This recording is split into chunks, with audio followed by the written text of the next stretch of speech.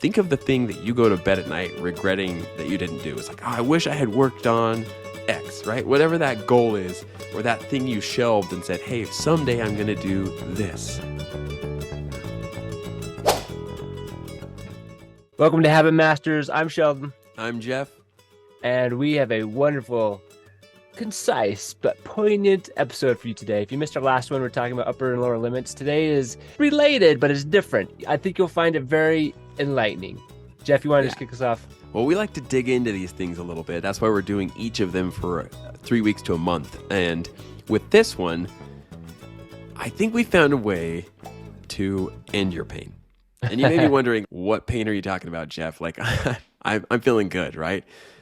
In truth, we all kind of have these little hidden pains that we don't tend to recognize, or they're not painful enough for us to change, right? We're just kind of dealing with them. There's a story that emphasizes this really well. It's about a guy who moves into a neighborhood, and his next door neighbor has a dog that just keeps howling and howling and howling. And no matter what, this dog just keeps howling. And so at first, he's kind of like, what's up with this dog? You know, he's getting annoyed with it. But then he's like, well, maybe I'll just give it a day. He'll probably chill out tomorrow. But the dog doesn't stop. It just keeps howling. And so one day he's walking by the neighbor's house, and he's sitting out on his porch, and he goes up to him and he's like, hey, what's up with the dog, right? I'm your new neighbor. And why does your dog keep howling? He's like, well, it's because he's sitting on a nail.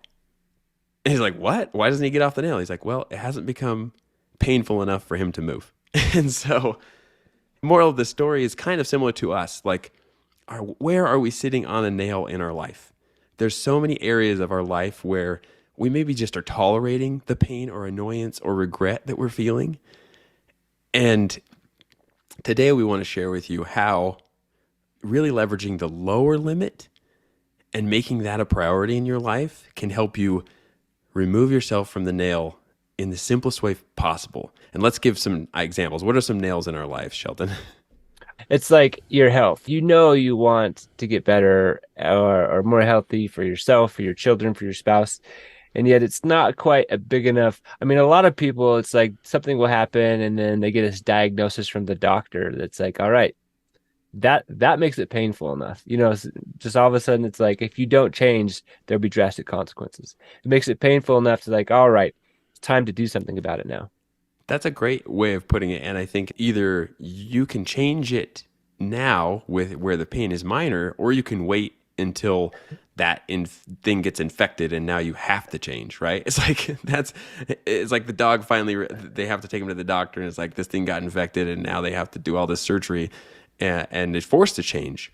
But if you can change it before that comes, you're in a much better place. I kind of think of it this way, like, think of the thing that you go to bed at night regretting that you didn't do. It's like, oh, I wish I had worked on X, right? Whatever that goal is, or that thing you shelved and said, hey, someday I'm going to do this. I really want to learn this new skill, but I'm not going to do it until my kids are older, or I make enough money, or whatever the excuse or reason may be. And there, maybe you can use that interchangeably, excuse and reason. But it's I have another example I want to share. Yeah, go ahead. Actually. So share an example. I was listening to a podcast from Get Your Marriage On, and it was an interview with, I think her name was Alexandra Stockwell, and she's an MD, and basically this idea is she does a story where her and her husband, they met in medical school, and fell in love, got married, had her first child after the third year, had the second child when she was doing residency. And she basically is talking about their marriage and their sex life. And basically she's like, when you're a teenager, you expect life to be, it's kind of like part of the journey. You know what I mean? Like not knowing, asking questions, but you get to this point where it's like you've established a life together, but your intimate life, right, isn't really quite it's good. I mean, enjoyable, but not, what was the term she used? Transcendent, right? And she was really afraid of basically, after 10 years of good marriage, happy, and at the same time, really afraid to bring up to her husband, like, our sex life isn't quite where I feel like it could be. Like, you're selling ourselves short. And it was like this huge battle because they both came from marriages or parents where their parents were divorced. And she's like, I was afraid this would be the catalyst that just like tipped it, right? And sure enough, when she gently kind of brought this idea up to her husband eventually, after like lots of courage, right, he basically was like, yeah, I kind of feel the same way. Let's do something about it, right? Yeah. I see that as like probably maybe this is too real than most people want to know, but that's a little nail that's like it's not quite what it could be and how you feel, you know what I mean? And it's not painful enough for a lot of people to do anything about it, rock the boat, the status quo. Things are good, but it could Yeah. be great. Yeah. Are we more scared of the change than the pain? And I think so many times we are because we assume that the change is going to be much more difficult or cause all kinds of problems. But more often than not, I think it's because we have this perfectionist mentality that's hiding in the background saying, if you change, you have to change it all. Mm. And I don't think that's true. The reason we want to focus on lower limits today is because it helps you make this shift in small, simple ways. It's just very consistent, which then changes your life by compounding, right? Yeah. It's really just, this is the key to the compound effect.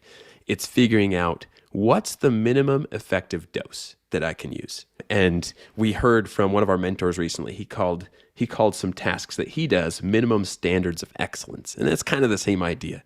The minimum effective dose, the lower limit, your minimum standards of excellence. What do I count as a win? Because right now your perfectionist side is saying, hey, if you don't do the full 2 hours of your workout, you might as well not work out at all. Right? So, You failed, right? yeah, you've failed. You're miserable. And that keeps us so much from reaching our goals, whether those are health goals, whether those are financial goals, whether those are relationship goals, like Sheldon's expressing here. What's that pain point? And I think the biggest part of this that maybe is even harder is recognizing where that pain is. Maybe you don't even realize you're sitting on a nail.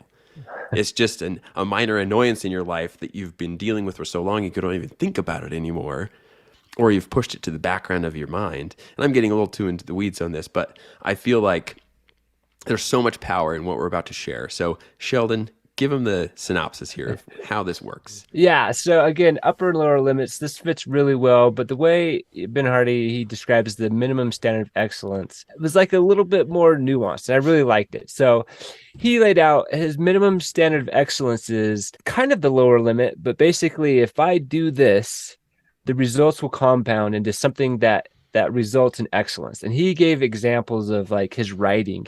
And he's like, oh, I do at least 2 articles a week on LinkedIn, Medium. And after a year of doing that, that's like 104 articles. He's like, don't get me wrong. Like when I'm in the flow, I'm in the groove. I can do more than that. I could easily do that in a day. But this is my minimum standard that if I do that, the results will still be phenomenal.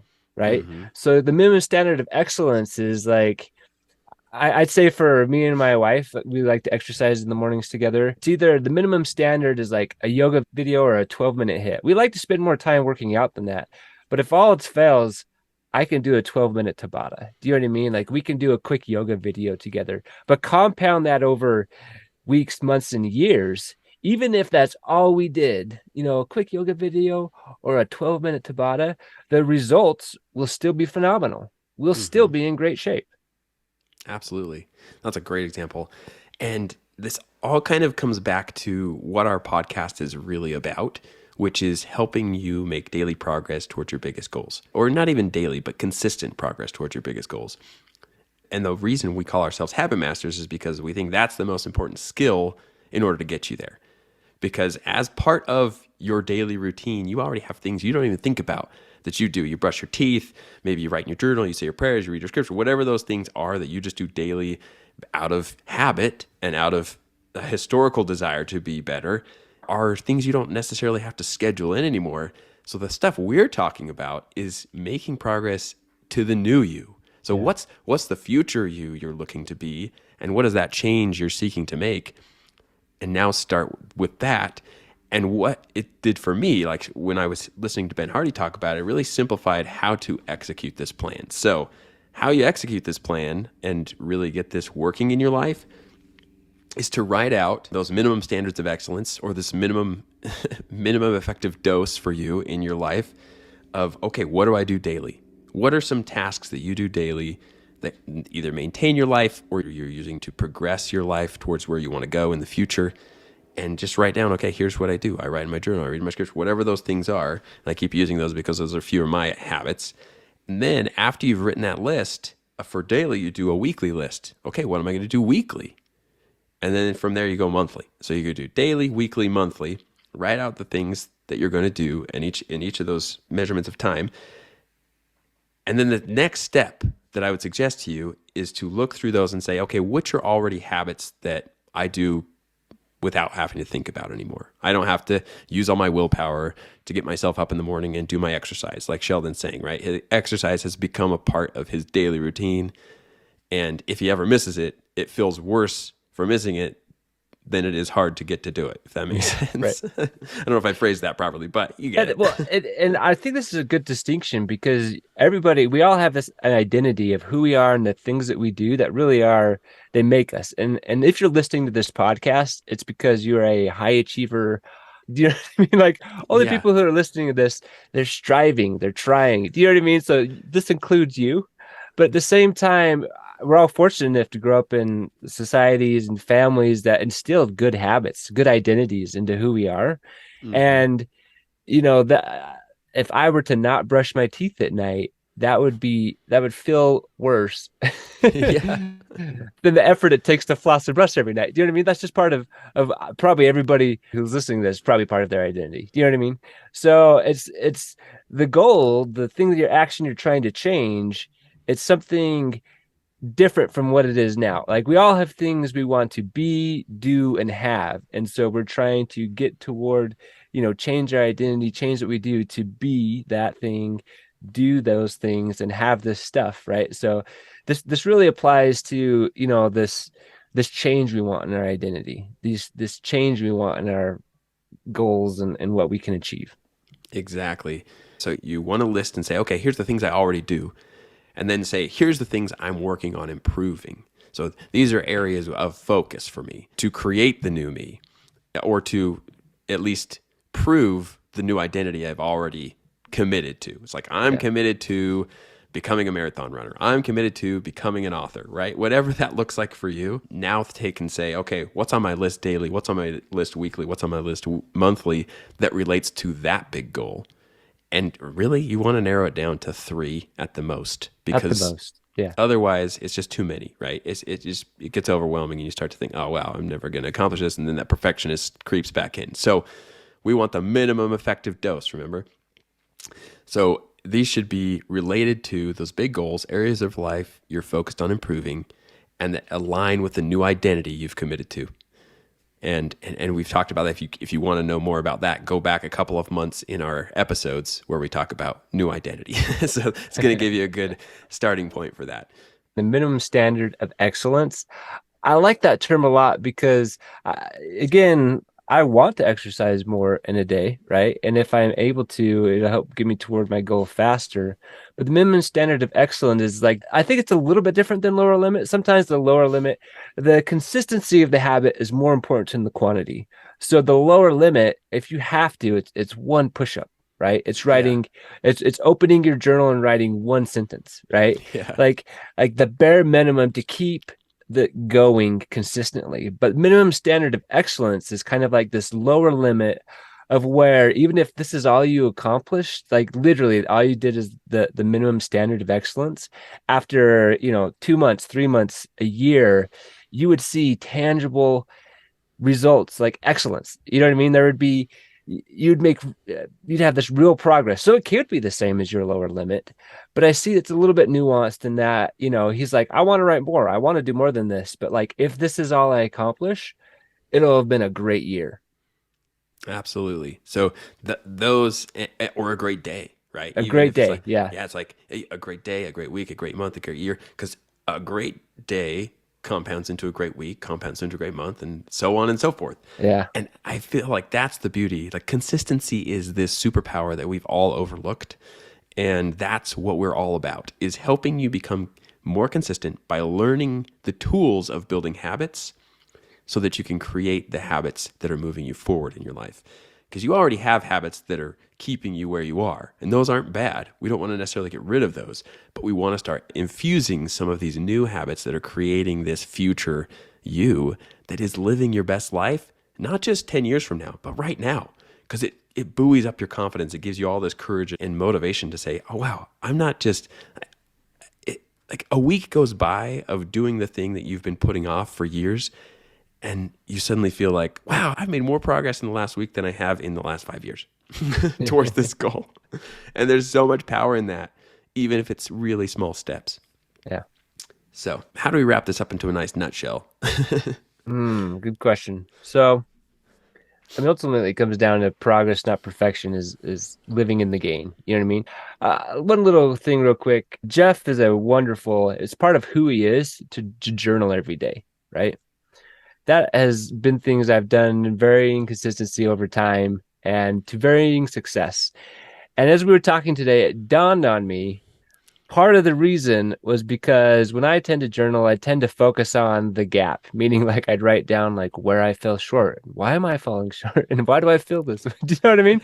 And I realized there's nothing motivational about that, right? And then so I'm trying to change it to, okay, what are my wins? You know, what are the great idea that just struck me today that Jeff and I talked about, or I heard on a podcast or something that's like the things that build you up. Whenever I talk to Jeff, I am more motivated to win before I start talking to him. We like build off each other's, what do you want to call it? Mojo or like Yeah. enthusiasm. Do you know what I mean? Enthusiasm. There you go. Yeah, yeah. And I realized that part of my journey for journaling is I need to make sure that's something that's motivating and uplifting for me instead of just a rehash of why I didn't accomplish what I thought I wanted to do today, or why am I feeling down, which is fine. Don't get me wrong. How do I put this? There is certainly benefit and there are good things about that, but I realized there was a part of me, it's like, oh, what should I write about? And immediately my mind is going to like, well, where have I been in the gap? Maybe I should write about that. I never realized that until now. Yeah, it's easy to point out all the things we're not doing, right? Or to point out all the areas we're struggling. And in fact, that's where our mind automatically goes because like look at all these areas we're failing in. And that's the real goal of this whole tool that we've been talking about is reversing that thought process and saying, where am I winning? How can I make winning easier? And how can I keep making progress on these other areas? Because you're already doing so well in so many areas of your life. Start giving yourself credit for those, yes. But then start giving yourself an opportunity to succeed in areas that are new. Like that's so powerful. And I feel it in my own life when I just looked back. We've been doing this podcast for how long now, Sheldon? We started in 2020, February. Plus What's years. that? So yeah, geez, right? We're two and a half years in and it feels amazing. And, the more reviews we get, the more excited we get, the more people we talk to about these ideas and it's impacting their lives. I got to tell you guys, like reviews are big for us. We think they're so exciting and it's super fun to read them, whether they're good or just feedback. Like, we love all of it. Let us know what's working for you. But I want to wrap all this up a little bit and say, here's a couple of things. So number one, what we talked about is how are you going to leverage the lower limit in your life is really using this minimum standards of excellence and applying it to a daily, a weekly, and a monthly list of things that you do on a regular basis and minimizing that list down to the top 2 or 3 things that are taking you towards your big goal or this dream that you've maybe been waiting on or putting on the shelf that's been kind of a pain point for you, that's causing a lot of regret in your life. And I'll share with you a couple of mine, just so you have an example. So on my daily list, I've got some of my normal stuff, which is my habit, is like 40 to 60 minutes of exercise, right? Make breakfast for my family. That's something I do every day, and I love it. Drawing practice and study. So I want to illustrate kids' books at some point, and so I'm working on that skill. That's a big goal of mine. So of those two, right, the exercise is something that I do habitually now. It's not something I have to force myself to. But drawing practice, that's something that I'm focused on intentionally improving. So that's 2 examples right there. Weekly, okay, we try to do a podcast episode every week. We don't always do it. Right? we have big families and lots of things in our life that prevent us, and those are all excuses too. But that's something that podcast every week. So that's something we're constantly working on and improving. Article or blog, right? So a couple of things that I want to do every week that I currently am not perfect at. And again, progress, not perfection. And then monthly, I want to do some daddy dates with my kids. Call those what you want, but is something I'm not doing currently. Question for you. Is this the goal, the ideal, or is this your minimum standard of excellence? Because we were talking about this and our goal is to do 1 a week, but our minimum standard of excellence, let's be honest, is probably like 2 a month. Right? True. Yeah. So that even if we only do 2 a month, and we can do 2 a month, right? It'll still have great results. We'll still be able to get good messages out there and affect people's lives and help people achieve their dreams and goals, right? Yeah. I love that. That's a perfect way to pull that out of there, because that's what we wanted people to see is like, okay, where am I overshooting and how can I bring that back to a minimum standard of excellence and say, okay, if I'm not doing it 4 times a month, which is my upper limit, maybe what's my lower limit? What's my minimum standard of excellence that says I'm still moving and progressing and seeing that value there? So I love that example. And then the biggest thing you can do is go write your list daily, weekly, monthly, and look at the areas where, hey, this is something I already do. And then pick 3 things that you can say, okay, this is something that I'm working on improving, and give yourself a minimum standard of excellence with that thing so that you can start making progress daily, weekly, and monthly. It doesn't take a whole lot repeated over time to make it so you feel you're ending your days and your weeks with this satisfaction of accomplishment, that you're moving to where you want to go, right? It doesn't have to be a mountain, but a shovel a day, and all of a sudden a few weeks down, it's like you're starting to move real dirt there. You know what I mean? You're starting to build something big. So consistency is more important than the quantity. Beautiful. And in fact, I would say it's the only way forward, because you can't move a mountain in one try, right? Yeah. So with that, we want to thank you all for listening. We hope you enjoyed this episode as much as we enjoyed making it. If you liked this episode, please go give us a review. We're trying to get to 100 reviews on Apple Podcast. And so far, we've got a few extras in the last month, and they've been awesome to see. So we appreciate all of you who have reviewed us, and we hope that you guys are enjoying the show. We also have a course that we've just released, and we've had a lot of people go through, and we've already made some edits, and we'd love for you to go through it. So if you're listening to this episode, we have a little secret for you. If you email us at hello@thehabitmasters.com, we will send you a free link to get on that course and take it with you and a buddy if you'd like. So it's really fun. It's 7 days long, and it's built for people like you with busy lives, so that you're not having to spend 2 hours a day on this thing. No, it's going to help you implement everything we've been talking about over the last several months, along with some other things that are coming up later in our episodes that you're really going to like. These are the fundamentals of habit building. Thank you very much. Thank you, guys, and it's time to start living your best life.